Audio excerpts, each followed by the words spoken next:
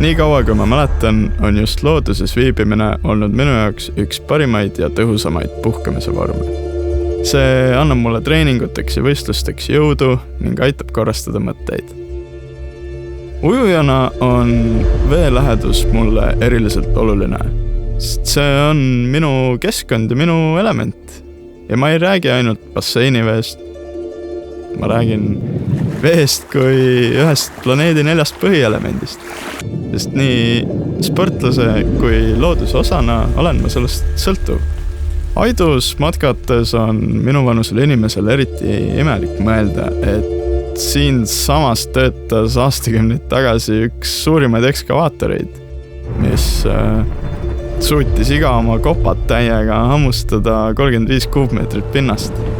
See on umbes sama nagu keegi hammustaks maast korraga 10 meetri pikkuse ja 2 meetri kõrguse tüki.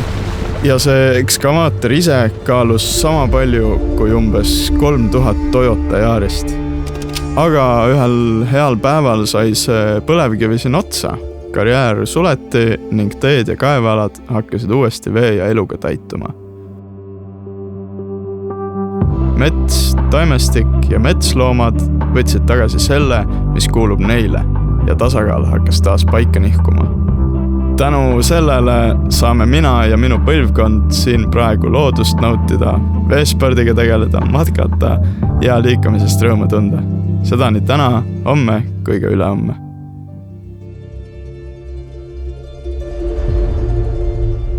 Põlevkivi, mida Aidu karjäärist aastas 2,4 miljonit tonni kaevandati, on nüüd asendunud puhta energiaga, mida on võimalik veest, õhust ja loodusest ammutada.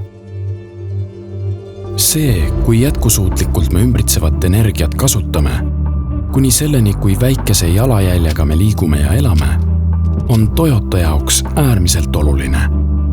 Sest oleme juba praegu teel süsiniku neutraalsuse poole, kasutades taastuvaid energiaallikaid ja hoolitsedes selle eest, et meie tegevus ei tekitaks elukeskkonnale kahju.